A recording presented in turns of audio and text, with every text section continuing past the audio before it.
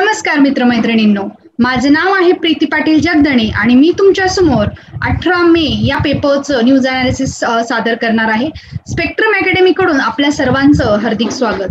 आजची जर पहिली न्यूज आपण बघितली तर तोक्ते जे चक्रीवादळ आहे जिचे आपण इन्फॉर्मेशन इन डिटेल कव्हर केली आहे, प्लस आपण डिझास्टर मॅनेजमेंट ऍक्ट देखील कालच्या लेक्चरमध्ये पाहिलाय. त्याचं तांडव झालेलं आहे. कोकण किनारपट्टीसह मुंबई परिसराला देखील याचा तडका बसलाय. 9 जणांचा मृत्यू, 8,000 घरांचं नुकसान झालंय.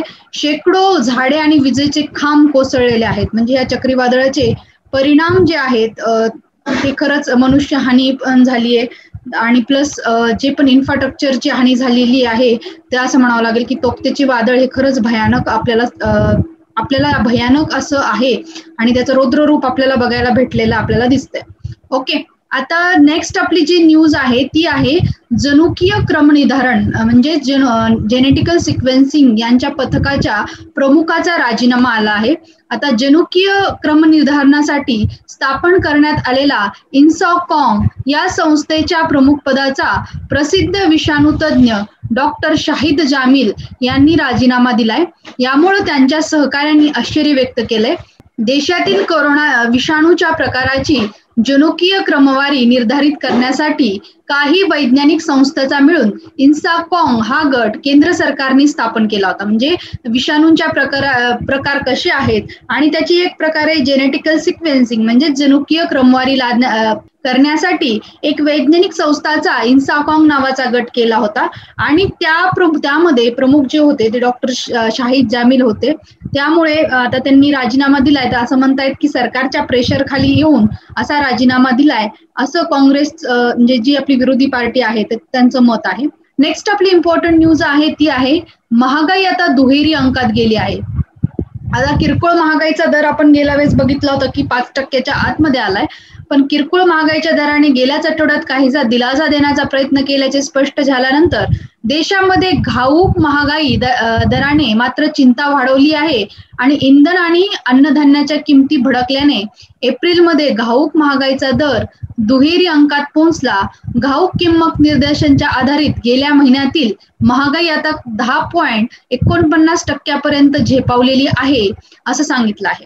आता ही जी महागाई आहे, महागाई संबंधीचं आपण एक प्रकारे बेसिक जाणून घेऊया की घाऊक किंमत निर्देशांक काय असते, चलनवाढ काय आहे. आता वस्तू आणि सेवाच्या ज्या सामान्य किमती पातळीमध्ये विशिष्ट कालावधीमध्ये जर वाढ झाली तर त्याला आपण चलनवाढ म्हणतो. चलनवाढाला दुसऱ्या भाषेत सांगायचं म्हणलं की पैशाच्या मूल्यामध्ये काय होतंय, पैशाच्या मूल्यामध्ये झालेली घट. म्हणजे एखादी वस्तू अगोदर तुम्ही सपोज 10 रुपयाला घेताय आणि ती नंतर वस्तू तुम्हाला 15 रुपयाला भेटते. ओके, म्हणजे ऑलरेडी त्या चलनाच्या मूल्यात म्हणजे 10 रुपयाला तुम्हाला ते काही भेटणार नाहीये. म्हणजे पैशाच्या मूल्यात झालेली घट आणि वस्तू आणि सेवा खरेदीसाठी जास्त रक्कम मोजावी लागण्याची स्थिती म्हणजे चलनवाढ होय असं सांगितलं गेलेलं आहे. आता आपल्याला माहित आहे की चलनवाढीचे म्हणजेच भाववाढीच्या मापन निर्देशांक पद्धतीमध्ये घाऊक किंमत निर्देशांक म्हणजे होलसेल प्राइस इंडेक्स हे मोजलं जातं. आता जेव्हा घाऊक किंमत निर्देशांक मोजला जातो त्यामध्ये आपण 676 वस्तूंचा समावेश आपण त्या यादीमध्ये करतो.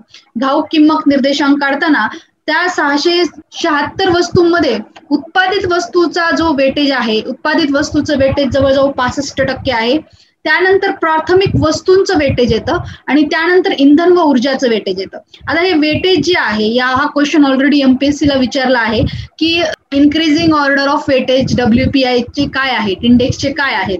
त्याच्यामध्ये पहिल्यांदा उत्पादित वस्तू, नंतर प्राथमिक वस्तू आणि इंधन ऊर्जा असं ह्याचं एक प्रकारे सिक्वेन्सिंग आपल्याला लावता येईल. आता अर्थव्यवस्थेवरील घाऊक स्तरावर लागणाऱ्या विविध वस्तूच्या किमती, घाऊक स्तरावर किती किमती लागतात त्याच्यावरून WPI काढतात.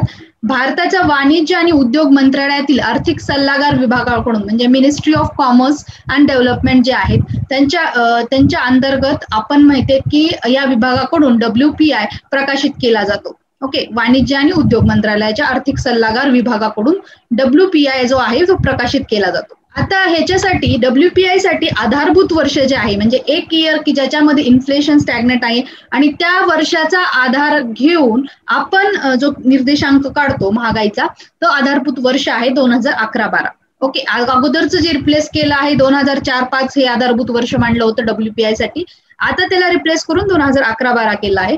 याच्यामध्ये आपण बघितलं की उत्पादित वस्तूचं जे वेटेज होतं ते सगळ्यात 65% जवळजवळ होतं. त्याच्यामध्ये साखर, तेल, कापड, कागद, वस्तू, रसायने, धातू उत्पादने अशा 555 वस्तूच्या किमती उत्पादित वस्तूमध्ये आपण मोजल्या जातो. इंधन आणि ऊर्जामध्ये वीज, कोळसा, नैसर्गिक वायू, कोळसा अशा 19 वस्तू, तर प्राथमिक वस्तूमध्ये गहू, डाळी, बटाटे, अंडे अशा 102 वस्तूचा प्राथमिक वस्तूमध्ये समावेश आपल्याला होतो. ओके, आता नेक्स्ट आपली सेकंड जी भाववाढीचं मापन पद्धत आहे ती आहे ग्राहक किंमत निर्देशांक, WPI नंतर CPI. आता याच्यामध्ये CPI म्हणजे कन्झ्युमर प्राइस इंडेक्स. आता अर्थव्यवस्थेवरील ग्राहक स्तरावर म्हणजे कन्झ्युमरच्या स्तरावर जेव्हा विविध वस्तूच्या किमती मोजून CPI काढतात. आता CPI मध्ये 4 प्रकार पण पडतात: CPI IW, CPI AL, CPI RL, CPI UNME. म्हणजे काय? CPI इंडस्ट्रियल वर्करसाठी वेगळा CPI काढला जातो. CPI AL म्हणजे ऍग्रिकल्चर लेबरसाठी वेगळा CPI काढला जातो. CPI RL म्हणजे रुरल लेबरसाठी वेगळा CPI, आणि अनमॅन्ड म्हणजे मॅन्युअल जे एम्प्लॉईज आहेत, अर्बन नॉन मॅन्युअल एम्प्लॉई जे आहेत त्यांच्यासाठी वेगळा CPI काढला जातो. या 4 प्रकारच्या लोकसमूहासाठी CPI काढले जातात. ओके, आता यामध्ये आपण बघितलं की जे कन्झ्युमर प्राइस इंडेक्स C आहे म्हणजे कंबाईन आहे, त्याच्यामध्ये तो जो निर्देशांक प्रकाशित करते ते केंद्रीय सांख्यिकी संस्था म्हणजे CSO प्रकाशित करते. याच्यामध्ये CPI रूरल आणि CPI अर्बन या दोन्ही निर्देशांकाची सरासरी मिळून CPI कंबाईन असा आपण निर्देशांक मोजला जातो. नेक्स्ट जो आपला आहे तो आहे CPI IW म्हणजे consumer price index for industrial labour. आता त्याचं आधारभूत वर्ष आहे ते 2016 आहे. अगोदरचं 2001 हे आधारभूत वर्ष ला रिप्लेस करून 2016 हे वर्ष CPI IW साठी आता निर्धारित केलं आहे. औद्योगिक कामगारांना द्यावयाचा महागाई भत्ता म्हणजे डिअरनेस अलाउन्स देण्यासाठी या निर्देशांकाचा वापर केला जातो. हा निर्देशांक जो आहे लेबर ब्युरो प्रकाशित करतो.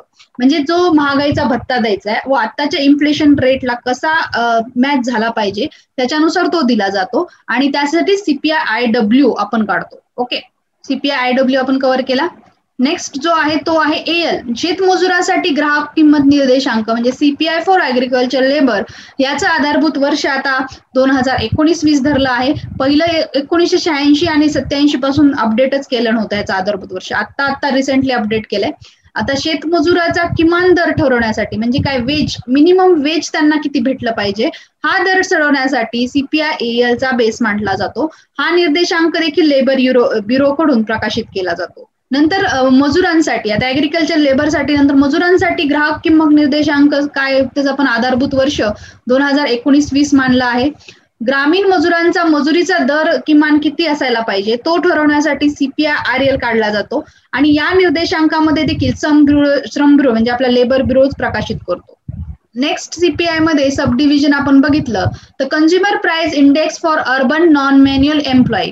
ओके, तर हा जो निर्देशांक आहे तो CSO प्रकाशित करतो. शहरी भागातील शारीरिक कष्ट न करणाऱ्या कर्मचारीसाठी विशेषतः बँक तसेच दूतावासाच्या कर्मचाऱ्याची वेतनाची किती निश्चिती आहे त्याच्यासाठी हा निर्देशांक मेन काढला जातो. ओके, आता CPIचं जर आपण वेटेज बघितलं, CPIचं वेटेज काय आहे तर CPI मध्ये वेटेज जे आहे अन्न आणि पेय या पदार्थांना 45.86% म्हणजे जवळजवळ 46% वेटेज यांना आहे. त्याच्यानंतर इतर वस्तू ज्या आहेत त्याच्यामध्ये 28.32% वेटेज येतं. इंधन आणि प्रकाशसाठी 6.84% वेटेज आहे. घरासाठी 10.07% वेटेज, कपडे पादत्राणेसाठी 6.53% आणि पान तंबाखूसाठी 2.28% वेटेज CPI मध्ये दिलं गेलेलं आहे.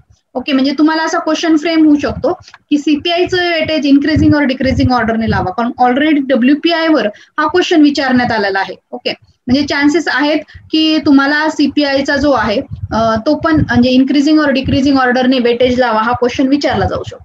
बघितलं WPI आणि CPI याच्यामधला मूलभूत जर आपण फरक बघितला तर फरक काय आहे की CPI मध्ये वस्तू आणि सेवा या दोन्ही इन्क्लूड आहेत, तर WPI म्हणजे होलसेल प्राइस इंडेक्स मध्ये फक्त वस्तूंचा समावेश केला जातो. प्लस आपल्याला माहित आहे की मिनिस्ट्री ऑफ कॉमर्स म्हणजे जे वाणिज्य आणि उद्योग मंत्रालय आहे ते WPIचं मेजरमेंट करते, आणि CPI मध्ये आपण बघितलं की त्याचे सब टाइप्स आहेत आणि त्याच्यानुसार लेबर ब्युरो झालं, CSO झालं असं इन्स्टिट्यूट CPIचं म्हणजे CPI मेजरमेंट करतात. म्हणजे आपल्याला हे बेसिक समजलं. परंतु आपण आरबीआय जेव्हा इन्फ्लेशन धरते तेव्हा ते सीपीआयच्याच बेसिसवर धरलं जातं. सीपीआय कंबाईनला रेफर करून ते इन्फ्लेशन काढलं जातं मोस्टली जेव्हा आरबीआय इन्फ्लेशन गृहीत धरते त्यावेळेस. याच्यामध्ये देखील अजून हेडलाईन इन्फ्लेशन आणि कोर इन्फ्लेशन जे प्रकार आहेत त्याच्यामध्ये हेडलाईन इन्फ्लेशन मध्ये इंधन आणि ऊर्जा या दोन्ही या गोष्टींचा समावेश असतो. म्हणजे इन्फ्लेशन जे आहे आठवड्याला चेंज होत राहतं इंधन आणि ऊर्जाचं, त्यामुळे हेडलाईन इन्फ्लेशन मध्ये इंधन आणि ऊर्जा आपलं जे चलनवाढ आहे ती समाविष्ट केली जाते. तर कोर इन्फ्लेशन मध्ये इंधन आणि ऊर्जा याला मायनस करून जे इन्फ्लेशन काढलं जातं त्याला कोर इन्फ्लेशन म्हणतात. अशा पद्धतीने आपण डब्ल्यूपीआय आणि सीपीआय ची एक इन शॉर्ट माहिती पाहिली आहे. आता नेक्स्ट जे आपलं आर्टिकल आहे ते आहे की लशीमुळे रक्ताच्या गुठळ्याचा धोका अत्यल्प झाला आहे असा राष्ट्रीय समिती आरोग्य मंत्रालयाचा अहवाल आलाय. कोरोना प्रतिबंधक लसीनंतर रक्तस्राव किंवा रक्ताच्या गुठळ्या होण्याचं भारतातील प्रमाण अत्यल्प आहे. लसीकरणानंतरच्या दुष्परिणामांचा अभ्यास करताना राष्ट्रीय समितीने याबाबतचा जो अहवाल आहे तो केंद्रीय आरोग्य आणि कुटुंब कल्याण मंत्रालयाला दिला. त्यामुळे कोरोना प्रतिबंधक लसीकरणाच्या सुरक्षिततेवर पुनश्च एकदा शिक्का मार्फत झाला आहे. म्हणजे बऱ्याच जणांची भीती काय होती की बाबा लसीकरण घेतलं तर रक्तामध्ये गुठळ्या होतात का, हे होतात का, तर त्याच्यामध्ये अहवाल झालाय की खूपच छोटा असा धोका आहे, अत्यल्प आहे. त्याच्यामुळे एवढं काही रिस्की नाहीये, त्यामुळं सुरक्षित आहे. लस जी आपली आहे ती सुरक्षित आहे. नेक्स्ट आपली इम्पॉर्टंट न्यूज आहे ती आहे की सहाय्यक संगीतकार जयंत चांदेकर यांचं निधन झालं आहे. पुरुषाची जात, गुरुची विद्या, गुरुला, वाघा मुरळा या चित्रपटाचे सहाय्यक संगीतकार आणि ज्येष्ठ संवादी वादक जयंत शंकर चांदेकर यांचं अर्धांगवायूच्या विकाराने निधन झालेलं आहे. मराठी चित्रपट सृष्टीतील ज्येष्ठ संगीतकार स्वर्गीय दादा चांदेकर यांचे जयंत हे पुत्र होत. नेक्स्ट आपली न्यूज आहे ती आहे की 1 कोटी लस खरेदीसाठी विदेशी कंपनीकडून प्रतिसाद आलेला नाहीये. आता लस तुटवड्याच्या समस्येवर तोडगा काढण्यासाठी मुंबई महापालिकेने जागतिक पातळीवर एक स्वरास्त अभिव्यक्ती अर्ज मागवले होते. मात्र पालिकेच्या अहवालावर जागतिक कंपन्याकडून काही सुद्धा प्रतिसाद आलेला नाहीये. म्हणजे ते एक प्रकारे टेंडर मंजूर करण्यासाठी की किती प्रकारे कधीपर्यंत आपल्याला लसी भेटू शकतात, परंतु अजून विदेशी कंपन्याकडून चांगल्या प्रकारचा प्रतिसाद आला नाहीये. मोठ्या संख्येने जागतिक कंपन्यांना स्वारस्य अभिव्यक्ती अर्ज सादर करावे म्हणून 1 आठवड्याची मुदतवाढ देण्याचा निर्णय आता घेतला गेलेला आहे. म्हणजे जास्तीत जास्त जर लसीकरण केलं तर आपल्याला कोरोनाचा जो आहे महामारी त्याला आपल्याला एक चांगल्या प्रकारे कप करता येईल. नेक्स्ट आपली न्यूज आहे ती आहे की कृष्णा खोऱ्यातील पाणीपट्टी वसुली उद्दिष्टापेक्षा अधिक आहे. कोरोनामुळे लावण्यात आलेले टाळेबंदी आणि त्यानंतर रुग्णांची संख्या वाढत असल्याने लागू केलेल्या कडक निर्बंधाच्या काळात देखील कृष्णा खोऱ्यातील पाणीपट्टी वसुली उद्दिष्टापेक्षा अधिक झाली.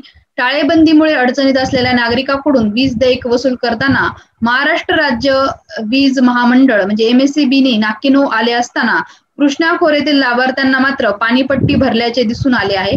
विशेष म्हणजे 2019-20 वर्षातील पाणीपट्टी जी आहे ती 321 कोटी रुपये होती, तर नुकत्याच संपलेल्या आर्थिक वर्ष अखेर ही 366 कोटी एवढी झालेली आहे. म्हणजे कृष्णा नदीतील पाणीपट्टी ही उद्दिष्टापेक्षा जास्त झालेली आहे. आता आपण कृष्णा नदीचं खोऱ्याचं एक इन शॉर्ट माहिती समजून घेऊया की कृष्णा नदीच्या खोऱ्याचा आपल्याला अभ्यास करावाच लागतो. आता ही जी कृष्णा आहे हे वेस्टर्न घाट मधून आपल्याला ओरिजिनेट होते. सातारा डिस्ट्रिक्ट महाबळेश्वर मधून याचा उगम झालेला आपल्याला दिसतो. आता याच्यामध्ये आपण बघू शकतो की ह्याची लेंथ जी आहे कृष्णा रिव्हरची ती 1300 किलोमीटर लांबी आपल्याला कृष्णा नदीची दिसते. तसंच ती आंध्र प्रदेश, तेलंगणा, महाराष्ट्र आणि कर्नाटक या 4 राज्यातून ती वाहते. नंतर लास्टला ती कुठे ड्रेन होते ते बे ऑफ बेंगॉल मध्ये हमल्स देवी आंध्र प्रदेशमध्ये लास्टला ती जाऊन तिथे म्हणजे लास्टला ती जाऊन तिथे ड्रेन आउट होते. आता बघा की त्याच्या बाउंड्रीज जर आपण कृष्णा नदीच्या बघितल्या की ईस्टला ईस्टर्न घाट आहे, वेस्टला वेस्टर्न घाट आहे, साऊथला पण ईस्टर्न घाट आहे आणि नॉर्थला बालाघाट रेंज म्हणजे नॉर्थला जो बालाघाट रेंज आहे प्लस साऊथला ईस्टर्न घाट आहे, साऊथला देखील ईस्टर्न घाट, वेस्टला वेस्टर्न घाट आणि इकडे ईस्टला पण ईस्टर्न घाट येतो. आता त्याच्या ट्रायब्युटरीज मध्ये लेफ्ट बँक ट्रिब्युटरीज भीमा, मुसी, मुनरू, कलेरू आहेत, तर राईट बँक ट्रिब्युटरी मध्ये घटप्रभा, मलप्रभा, तुंगभद्रा आणि कोयना ह्या त्याच्या उपनद्या म्हणून मांडल्या जातात. आता भीमा जे आहे भीमा शंकर मधून उगम पावते. भीमा साऊथ ईस्ट जी नदी आहे ती 861 किलोमीटर वाहते. महाराष्ट्र, कर्नाटक आणि तेलंगणा मध्ये देखील वाहते. आता तुंगभद्रा जी आहे तुंगा आणि भद्रा ह्याच्यामधून त्याचा जन्म झाला आहे तुंगभद्रा नदी आपण म्हणून ओळखतो. इथे बघा कृष्णा, ही दिसतीये भीमा, तुंगभद्रा, मलप्रभा, घटप्रभा, कोयना ह्या उपनद्या दिसतात आपल्याला. आता बघा श्रीसल्लम प्रोजेक्ट हा देखील कृष्णा नदीवर बांधलेला आहे. नागार्जुन सागर प्रोजेक्ट हा देखील कृष्णा नदीच्या ट्रिब्युटरीवर बांधला गेलेला आहे. आता जी मुसी रिव्हर आहे, मुसी रिव्हर सुद्धा कृष्णाची ट्रायब्युटरी आहे इन द डेक्कन प्लॅटू आणि तेलंगणा स्टेट मधून ती वाहते. तुंगभद्रा जी रिव्हर आहे, आपण आताच बघितलं की तुंगा आणि भद्रा याच्यामधून ओरिजिनेशन होतं. आता मेजर इंटरस्टेट रिव्हर म्हणजे कर्नाटक आणि आंध्र प्रदेशाचे बेसिंग जे आहेत त्याच्या नदीने जोडले गेलेले आपल्याला दिसतात. नंतरची आपण कोयना नदीची माहिती जी आहे, कालच आपण बघितलं होतं की कोयना डॅम जे इलेक्ट्रिसिटी जनरेशनसाठी म्हणजे त्याचा युज होतो आणि लाईफलाईन ऑफ महाराष्ट्र म्हणजे महाराष्ट्राची भाग्यरेषा म्हणून ओळखलं जातं. कोयना डॅम प्रकल्प बघितला की त्याच्यामधून अर्थक्वेक जनरेट झाला होता आणि कोयना डॅमचा जो उपयोग आहे तो पण आपण कालच्या लेक्चरमध्ये कव्हर केलाय. आता बघा की इथं कृष्णा नदी, कोयना, वेना, एक कृष्णा नदीचं खोरं आपल्याला दिसतंय. इन शॉर्ट पिक्चर घेतलेलं आहे. आपण हे इन्फॉर्मेशन कव्हर केली. महाबळेश्वर सातारा मधून उगम होतो. त्रिभुज प्रदेश जो आहे तो मच्छलीपट्टणम आंध्र प्रदेश. कृष्णा नदी महाराष्ट्रातील 2 जिल्ह्यातून वाहते, सातारा आणि सांगली. कृष्णा नदी भारतातील 4 राज्यातून वाहते, हे पण आपण कव्हर केलं. महाराष्ट्र, कर्नाटक, तेलंगणा आणि आंध्र प्रदेश. आता किती पर्सेंटेज आहे महाराष्ट्रामध्ये, किती टक्के खोऱ्याचं क्षेत्र आहे तर 26.81%. कर्नाटकामध्ये 43.74% म्हणजे कर्नाटकात सगळ्यात जास्त खोऱ्याचं क्षेत्र आपल्याला दिसतंय आणि आंध्र प्रदेशमध्ये 29.44 म्हणजे पहिल्यांदा कर्नाटक, नंतर आंध्र प्रदेश आणि नंतर महाराष्ट्र. ही पण आपण बघितलं की पूर्वेस, पश्चिमेस, उत्तरेस काय आहे, कृष्णा नदीच्या उत्तरेस बालाघाटची रेंज आहे. आता जी उजव्या बाजूनी वाहणाऱ्या नदीमध्ये वेण्णा ही नदी जी आहे ती सातारा जिल्ह्यातून वाहते. कोयना जी आहे, कोयना धरणावर शिवसागर जलाशय आहे ती पण सातारा जिल्ह्यातून वाहते. तिचा उगम पण सातारा मधून होतो. वारणा म्हणजे हरिपूर प्रचितगड सातारा मधून त्याचा उगम होतो. सातारा, सांगली, कोल्हापूर या जिल्ह्यामध्ये वारणा ही नदी आहे. या उजव्या बाजूनी वाहणाऱ्या नद्या आहेत. नंतर पंचगंगा जी आहे तिचा उगम देखील प्रयाग, कोल्हापूर मध्ये होतो. आता या 5 नद्यांच्या एकत्रित प्रवाहाला पंचगंगा असं म्हटलेलं आहे. नंतर ची जी आहे ती आहे दूधगंगा. दूधगंगा ही जी आहे तिचा उगम भोलाकारवाडी सिंधुदुर्ग इथे होतो. ही पंचगंगेची प्रमुख नदी आहे. महाराष्ट्र कर्नाटक सीमेवरून वाहते. सिंधुदुर्ग व कोल्हापूर या जिल्ह्यातून देखील ती वाहते. नेक्स्ट जी उजव्या बाजूनी नदी वाहणारी आहे ती आहे घाटप्रभा. हिचा जो उगमस्थान आहे ती आहे पारबोली, सिंधुदुर्ग. ही पण सिंधुदुर्ग आणि कोल्हापूर जिल्ह्यातून वाहते. नेक्स्ट आपली जी उजव्या म्हणजे राईट बँक ट्रिब्युटरी आहे ती आहे हिरण्यकेशी. जिचं उगमस्थान आहे आंबोली घाट, सिंधुदुर्ग. ही कोल्हापूर जिल्ह्यातून वाहते आणि घाटप्रभा नदीची डाव्या बाजूची उपनदी आहे. आता आपण डाव्या बाजूनी वाहणाऱ्या नद्या जर बघितल्या त्याच्यामध्ये भीमा जी नदी आहे तिचा उगम भीमाशंकर पुण्यामध्ये होतो, हे बघितलं होतं आपण. ही कृष्णेची प्रमुख उपनदी आहे. महाराष्ट्रात भीमा खोऱ्याचा वेगळा अभ्यास केला जातो. उजनी धरणावर जे यशवंत सागर जलाशय देखील आपल्याला बघायला भेटते. पुणे, अहमदनगर आणि सोलापूर जिल्ह्यातून ही वाहते. नंतरची जी डाव्या बाजूनी मिळणारी नदी आहे ती आहे येरळा, जिचं उगमस्थान आहे ताठवडे येथे फलटणची. ती पण सातारा, सांगली या ठिकाणाहून वाहते. अशा पद्धतीने आपण कृष्णा नदीचं खोरं कसं आहे हे आपण कव्हर केलेली आहे. 10वीची परीक्षा रद्द करण्याचा निर्णय आहे. निकालाचे सूत्र अनिश्चित आहे. राज्य सरकारचे न्यायालयात स्पष्टीकरण. केंद्रीय माध्यमिक शिक्षण मंडळावर सीबीएसई काही प्रमाणात नियंत्रण आहे, परंतु राज्य मंडळ ICSE ही स्वायत्त मंडळे असून त्यांना 10वीच्या विद्यार्थ्यांना अमुक सूत्राने गुण द्यावेत असा आदेश आम्ही देऊ शकत नाही, अशी भूमिका केंद्र सरकारने दिली आहे. सोमवारी उच्च न्यायालयात त्यांनी मांडली. परीक्षा रद्द केल्याचा आदेश काढण्यात असला तरी ती निकालाचे सूत्र अद्याप ठरलेलं नाही. त्यासाठी स्थापन केलेल्या समितीच्या प्रस्तावानंतर निकालाचे सूत्र जाहीर केले जाईल, अशी माहिती राज्य मंडळाकडे दिली आहे. राज्य मंडळासह केंद्रीय मंडळाच्या 10वीच्या परीक्षा रद्द करण्याच्या निर्णयाला पूर्णस्थित धनंजय कुलकर्णी जनहित याचिकेच्या माध्यमातून उच्च न्यायालयामध्ये आव्हान दिलं. न्यायमूर्ती शाहरुख कथवाला आणि न्यायमूर्ती सुरेश तावडे यांच्या खंडपीठासमोरच्या या याचिकेवर सुनावणी झाली. त्यावेळी कोरोनाच्या दुसऱ्या लाटेत रुग्णसंख्या झपाट्याने वाढत असल्याने आधी सीबीएसई नंतर 10वीची परीक्षा रद्द केली. त्यानंतर महाराष्ट्र राज्य मंडळ उच्च माध्यमिक शिक्षण मंडळाने अन्य शिक्षण मंडळाची 10वीची परीक्षा रद्द केल्याचे जाहीर केलेले आहे. ओके, म्हणजे हे PIL एक फाईल केलेलं की 10वीची परीक्षा रद्द का केली, आम्हाला रिझनिंग पाहिजे, तर ते रिझनिंग एक प्रकारे दिलेली आपल्याला दिसते. आता जी महाज्योतीची पोर्टल आहे ती अन्यायकारक जाहिरात त्यांनी दिलेली आहे. ओबीसी साठी मागास वर्गाच्या हजारो विद्यार्थी राज्यातील विविध विद्यापीठात पीएचडी करत असताना केवळ 150 विद्यार्थ्यांना 2019 नंतर नोंदणी केलेल्या योजनेचा लाभ मिळेल अशी अन्यायकारक जाहिरात महात्मा ज्योतिबा फुले संशोधन म्हणजे प्रशिक्षण संस्था महाज्योती यांनी प्रसिद्ध केली. त्यावर संतप्त झालेल्या राज्यातील विद्यार्थ्यांनी आंदोलन करण्याचा इशारा दिला आहे. म्हणजे की 150 लोकांना त्याचा लाभ भेटणार आहे असं म्हटलं जात आहे. नंतर NMC कोरोनाच्या काळात संपूर्ण देशात तज्ज्ञ डॉक्टरांची कमतरता जाणवत आहे.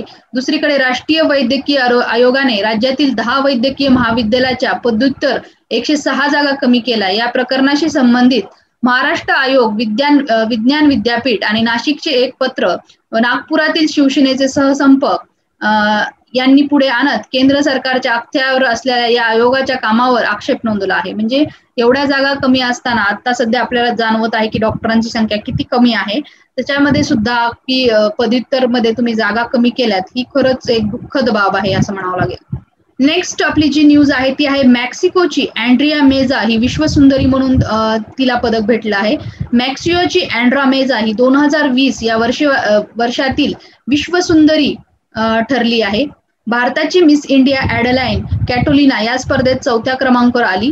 69वी विश्वसुंदरी स्पर्धा हॉलिवूड मधील रॉक हॉटेल अँड कॅसिनो येथे घेण्यात आली. साध्या पद्धतीने स्पर्धा घेण्यात आली कारण कोरोनाची साथ अजून चालूच आहे.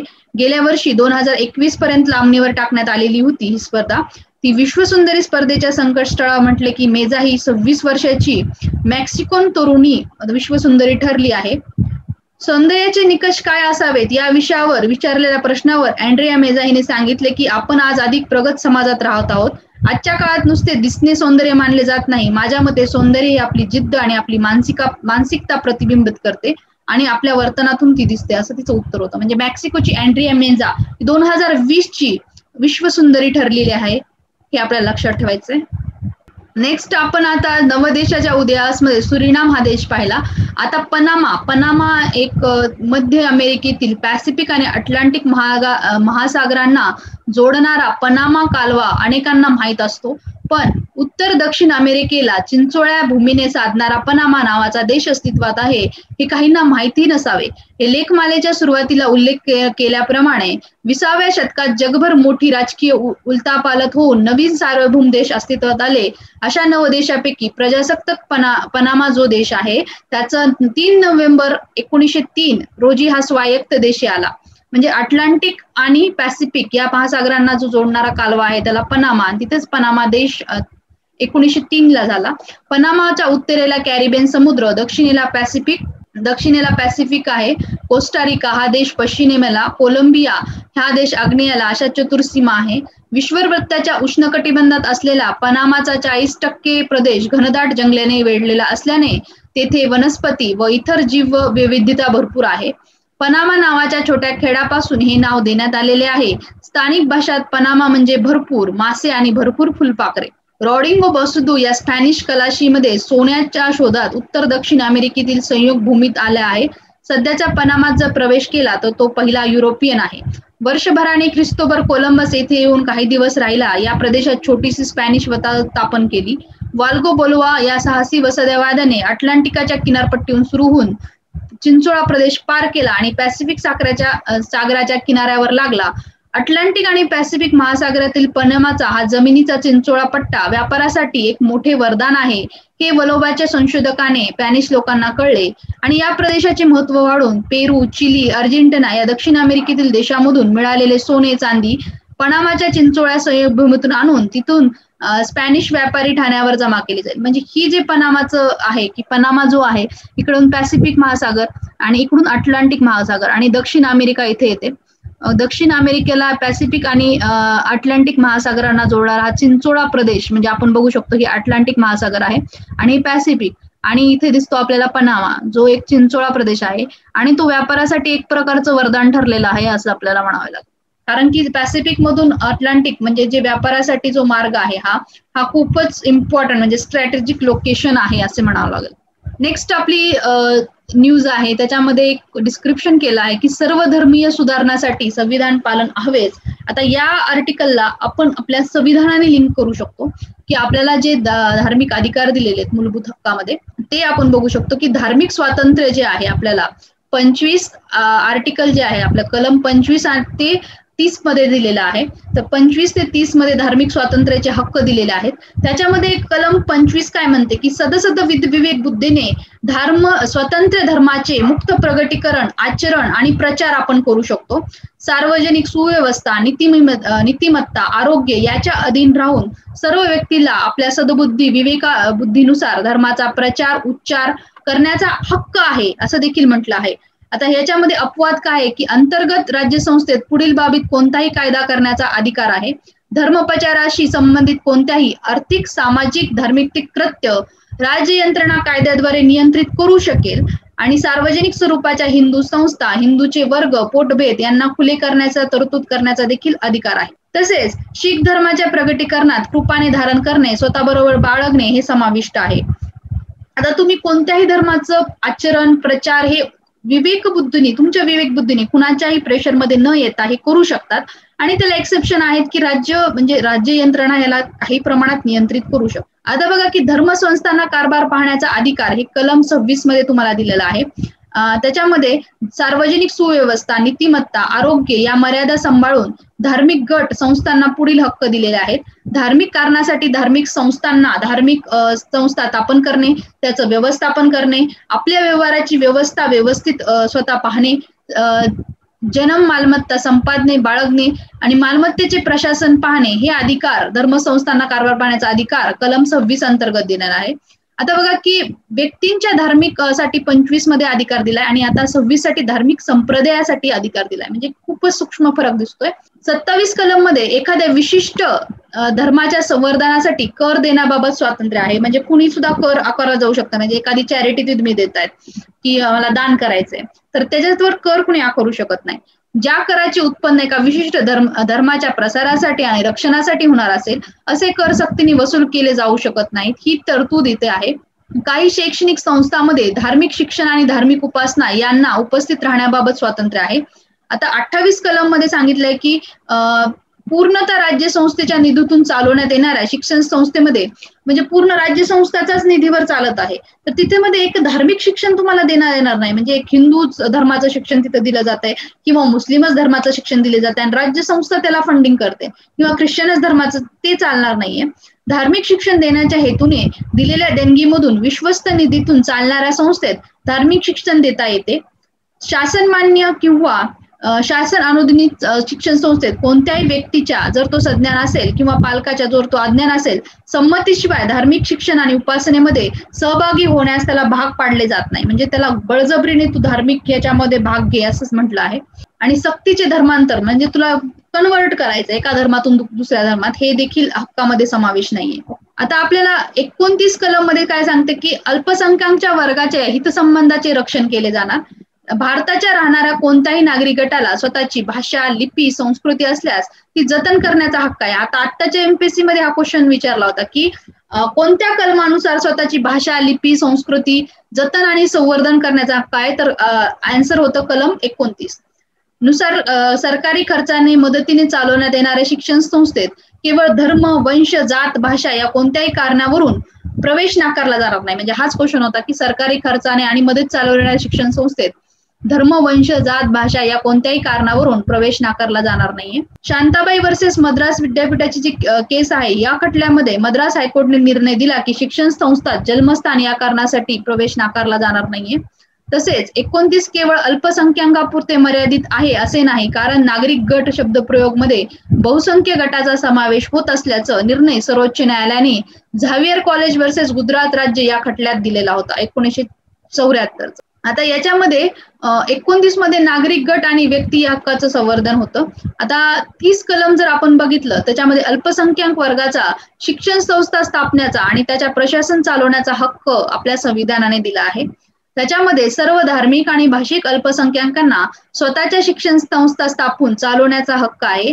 अशा शिक्षण संस्थांना मदत देताना ती अमक्या एका धार्मिक किंवा भाषिक गटाची आहे या कारणासाठी राज्य भेदभाव केला जाणार नाही.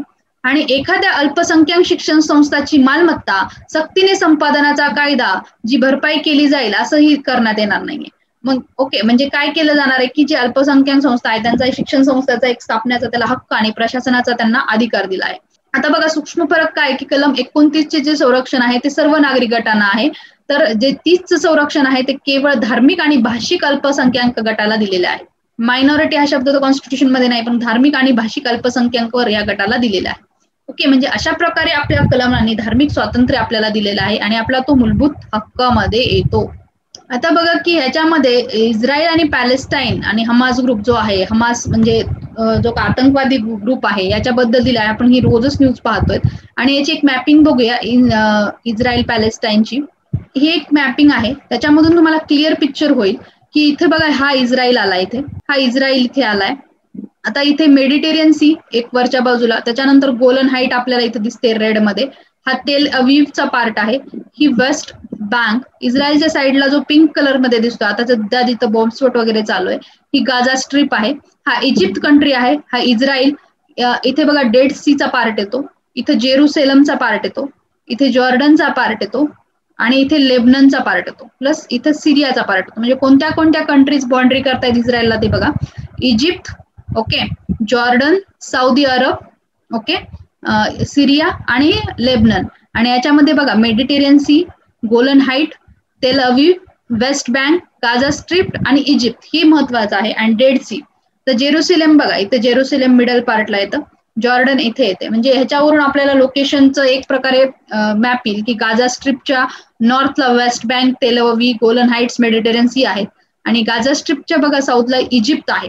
ओके, गाझा स्ट्रीप जे आताच म्हणजे मोस्ट डिस्प्युटेड लोकेशन आहे, ही वेस्ट बँक या साईडला आहे, गाझा स्ट्रीप इथे आहे.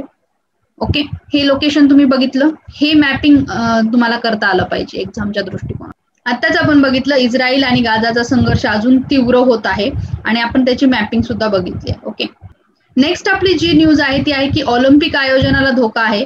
कोरोनाचा विषाणूला कोणी रोखू शकत नाहीये आणि त्यामुळे ऑलिम्पिक स्पर्धा होणार की नाही हा धोका पुढील दिवस कायम राहणार आहे. आणि म्हणजे ऑलिम्पिक स्पर्धा ऍक्च्युली होऊ नयेत, कारण की कोरोनाचा प्रादुर्भाव जपानमध्ये देखील खूप पद्धतीने म्हणजे चौथी लाट कोरोनाची तिथं आलेली आहे असं सांगत आहेत. आयोगाचे सहसचिव शिरगावकर यांचा इशारा.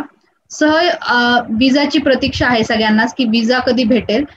नवी दिल्लीत होणारी आशियाई बॉक्सिंग अजिंक्यपद स्पर्धा कोरोनामुळे दुबईत खेळवण्याचा निर्णय घेतला, पण सह आयोजक असलेल्या भारतीय खेळाडूंनाच विजाची प्रतीक्षा करावी लागत आहे. म्हणजे दुबईमध्ये हलवण्यात आलंय की आशिया बॉक्सिंग अजिंक्यपद स्पर्धा ह्यावेळेस दुबईत होत आहे, परंतु विजाचं आहे की विजा भेटत नाही आहे. ओके, हा इश्यू आपण बघितला. अशा पद्धतीने आपण आजचा सर्व न्यूजपेपर कव्हर केला आहे. चला तर मग उद्या भेटूया नेक्स्ट न्यूजपेपर सहित. तोपर्यंत tata, bye bye. Thank you so much for listening my lecture.